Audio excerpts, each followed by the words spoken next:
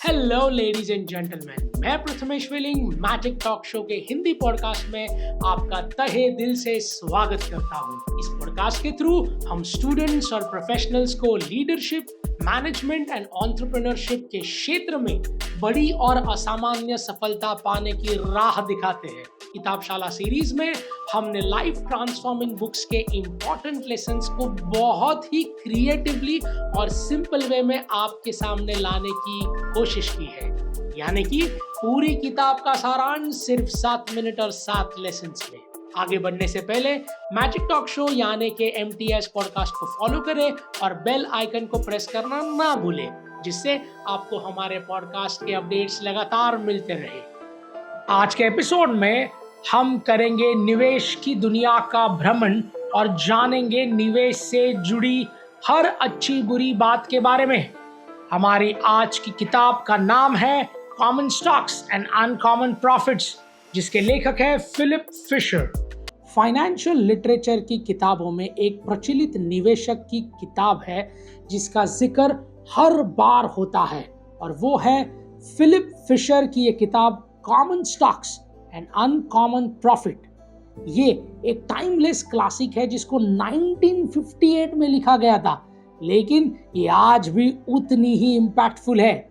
एक सफल stock market निवेश के लिए ये किताब आधारशिलता है जो आपको कुछ ऐसे प्रिंसिपल सिखाएगी जो आज तक बड़े बड़े निवेशकों की रणनीति में यूज हो रहे हैं।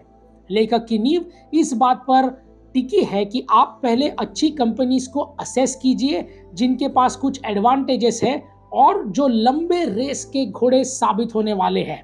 किसी भी कंपनी को या किसी भी कंपनी की क्वालिटी को परखने के लिए इम्पोर्टेंट है शटल बट मेथडोलॉजी के बारे में जानना, और यही ऑथर बताते हैं जो कई स्टेक होल्डर की बातचीत के बाद रिसर्च को प्रमोट करती है।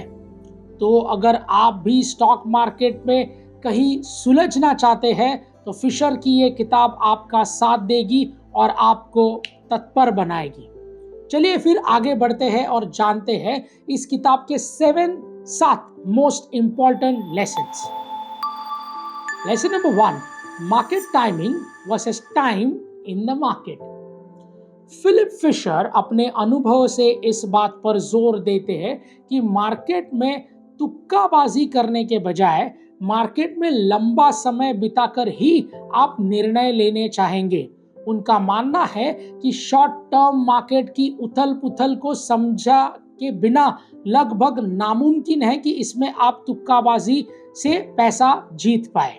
इन्वेस्टर्स को किसी भी कंपनी में निवेश करने से पहले उसे सही ढंग से परखना चाहिए, जैसे उसकी ग्रोथ कैसी है या फिर उसमें फ़ायदा कितना हुआ है या होने वाला है, उसकी प्रॉफिटेबिलिटी कहाँ है और उस कंपनी की नींव कितनी मजबूत है। ये सब बातों को अगर दिमाग में रख के निवेश किया जाए तो आप सही से निवेश कर पाएंगे। ऐसा करने से आप कंपाउंडिंग का फ़ायदा उठाकर सही स्टॉक सिलेक्शंस के प्रॉफिट कर सकते हैं। ऑथर फिशर का मानना है कि कंपनी स्ट्रेंथ्स को देखिए। अगर उस कंपनी में ताकत है तो वो आपको लंबे समय में आपको ज़रूर प्रॉफिट करा के देगी, लेकिन अगर शॉर्ट टर्म में तुक्के लगाने से आपको नुकसान हो सकता है। तो अंत में ऑथर सिर्फ यही समझाते हैं कि निवेश कितना है, यानी कि क्वांटिटी से कोई मतलब नहीं है, बल्कि निवेश कहाँ है और उसकी क्वालिटी कैसी है ये देखना ज़रूरी है। Lesson number 2, invest in quality companies. इस लेसन के जरिए भी लेखक उसी बात पर जोर देते हैं कि निवेश में क्वालिटी पर ध्यान देना कितना ज़रूरी है। फिलिप फिशर के हिसाब से हमें एकदम टॉप के बिजनेसेस में इन्वेस्ट करना चाहिए जिनके पास कॉम्पिटिटिव एडवांटेज हो और जिनका बिजनेस मॉडल एकदम पुख्ता हो। अब ये सवाल आता है कि हमें कैसे पहचान होगी कि कौन सी कंपनी है जो अच्छी है और कौन सी बुरी। तो यहाँ पर आती है शटल बट स्ट्रैटेजी, जिसमें आप पहले गहराई से उस कंपनी के बारे में रिसर्च करेंगे, उसके कस्टमर्स और उसके स्टाफ से बातचीत करेंगे और फिर उस कंपनी के बारे में जानेंगे। सिर्फ एक कंपनी के नंबर से हम ये अंदाज़ा नहीं लगा सकते कि वो कितनी अच्छी है, या उसके लिए उसकी मैनेजमेंट को समझना, उसकी रेप्यूटेशन को जानना और उसके प्रोडक्ट को यूज करके देखना भी उतना ही इम्पोर्टेंट है। इससे आप एक कंपनी की क्वालिटी को परख पाते हैं और ये जान पाते हैं कि क्या आपका पैसा यहाँ लंबे समय तक सुरक्षित रहेगा या नहीं। देखिए, हम सभी अपनी मेहनत की कमाई को निवेश करते हैं और वो भी इसलिए कि हम उसे कुछ अच्छा रिटर्न निकाल पाए। बस ऑथर की यही चाहत है कि हम कम रिस्क वाली जगह पर निवेश करें, क्वालिटी इन्वेस्ट करें और ज्यादा अमाउंट प्रॉफिटेबिलिटी में निकाल पाए। Lesson number 3, understanding the business. अब ये लेसन भी लगभग वही सीख देता है कि निवेश हमेशा सूझबूझ के साथ करना चाहिए, जिससे आप जाकर हम पहचान सकते हैं या पछताना आगे ना पड़े। जिस भी कंपनी या बिजनेस में आप अपना पैसा लगा रहे हैं, उसके सबसे पहले कंपनी की ABCD को समझे कि वो क्या करती है, उनका काम क्या है और वो क्या सही में आपका पैसा सुरक्षित रहेगा। ये सब जानने के बाद ही निवेश करें और सोच समझ कर कीजिए। लास्ट में आप स्टडी करेंगे कि कंपनी की लीडरशिप क्या है और वो क्या सही चैलेंजेस को आज तक टैकल कर पाए हैं या नहीं। ऑथर का कहना है कि मार्केट से चलना और समझ भी जरूरी है, क्योंकि उसे भी कंपनी से फायदा या नुकसान जुड़े होते हैं। Lesson number 4, the importance of holding. Author Philip निवेशकों को कहते हैं कि थोड़े थोड़े समय में अपने इन्वेस्टमेंट को बदलते नहीं, बल्कि एक ही जगह पर लंबे समय तक निवेश करते हैं, जिससे लॉन्ग टर्म बेनिफिट्स होने के चांसेस बढ़ जाते हैं। तो जब तक कंपनी की स्थिति मजबूत है, तब तक अपने निवेश को बनाए रखिए। इससे आप कंपाउंडिंग के जरिए ज्यादा पैसा रिटर्न में एक्सपेक्ट करेंगे। वही दूसरी ओर अगर आप बार बार अलग अलग जगह पे पैसा अगर लगाते रहेंगे तो आपको टैक्सेस भी ज्यादा भरना पड़ेगा, ट्रांजैक्शन फीस भी बढ़ेगी और सही अवसर हाथ से निकल जाएगा। मार्केट को हर एक दिन में उतार चढ़ाव से गुजरेगा, लेकिन आपको अपनी कंपनीज पर विश्वास रखे लंबे समय तक उस पर निवेश करना है और बस डटे रहना है। Lesson 5, staying informed. देखिए, इस लेसन के जरिए लेखक इस बात पर जोर देते हैं कि मार्केट में निवेश करने के बाद ये नहीं कि आप भूल जाए कि आपने कुछ इन्वेस्ट करा भी था। अब आप कहेंगे कि मैं इतनी देर से कह रहा था कि लंबे समय तक निवेश कीजिए, फिर थोड़े बहुत उतार चढ़ाव तो आएंगे, लेकिन उसके लिए घबराना नहीं है, और अब मैं कुछ और ही कह रहा हूँ। अरे ये मैं दोनों तरफ कैसे झोल रहा हूँ, है ना। देखिए, लंबे समय के लिए निवेश करना अच्छी बात है, लेकिन उतने समय के लिए अंधा नहीं बनना चाहिए, बल्कि अपनी कंपनी की फाइनेंशियल हेल्थ पर, मैनेजमेंट पर, उस कंपनी के डायनामिक्स पर एक थोड़ी सी नज़र होना हमेशा इम्पॉर्टेंट है। इससे जब आप नज़र बनाए रखेंगे, जैसे कभी कभी कोई बदलाव आने वाला हो, उसके पहले आप अपनी इन्वेस्टमेंट को वहाँ से हटाकर कहीं और शिफ्ट करने जैसा कर सकते हैं, तो आप सोचेंगे कि नुकसान या फ़ायदा होगा और नुकसान से बच सकते हैं। देखिए, थोड़े बहुत उतार चढ़ाव तो आते ही रहेंगे, लेकिन अगर कोई परमानेंट चेंज आने वाला हो, तो कंपनी को बंद होने वाली हो या फिर इंटरेस्ट रेट पर प्रभाव आने वाला हो, तो उससे शेयर पर इम्पैक्ट होगा या आपके शेयर गिर जाएंगे। तो समझदारी यही है कि अपने निवेश को वहां से हटा लें।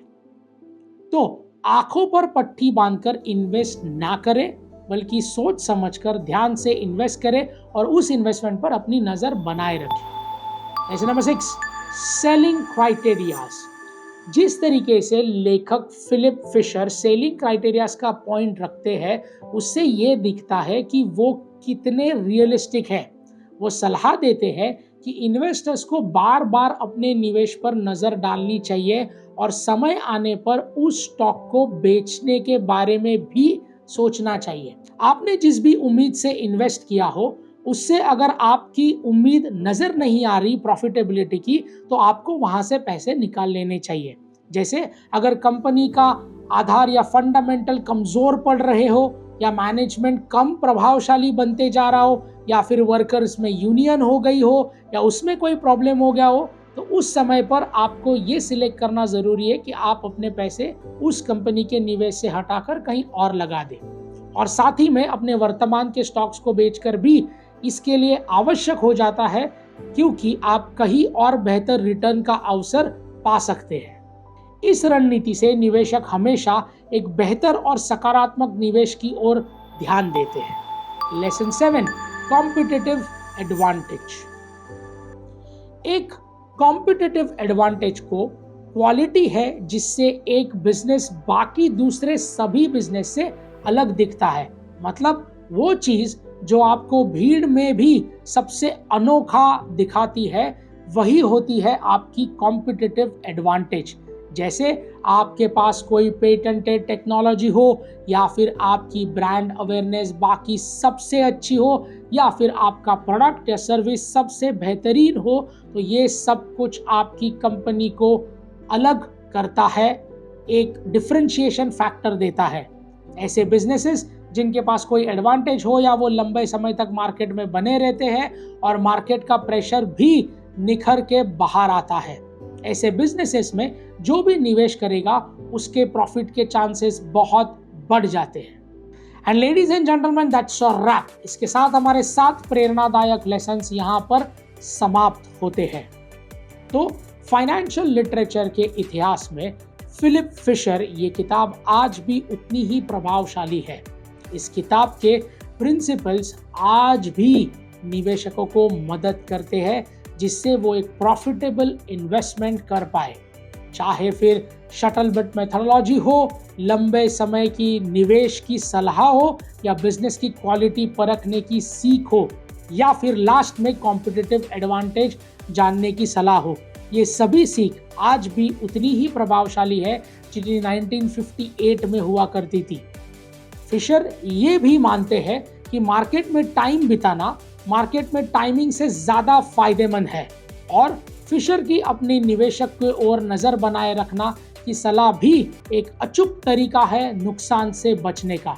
तो ओवरऑल निवेश करने से पहले एक बार इस किताब का लेसन को जरूर जान लीजिएगा, आप अपनी मेहनत की कमाई को गंवाने से बच जाएंगे। सो लेडीज एंड जेंटलमैन, इस किताब को एक ज्ञान का खजाना समझना बिल्कुल सही है, लेकिन आपके दिमाग को इन्फॉर्मेशन से भर देना हमारा मकसद बिल्कुल भी नहीं।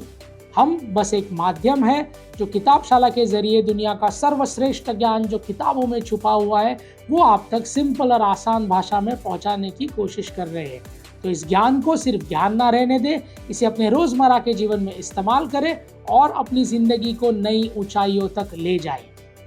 किताबशाला के अगले एपिसोड में हम बात करेंगे किताब के जरिए जिसका नाम है एटीट्यूड इज एवरीथिंग, जिसे लेखक जेफ केलर ने लिखा है। So ladies and gentlemen, this is Prathamesh Welling signing off until we meet next. Thank you.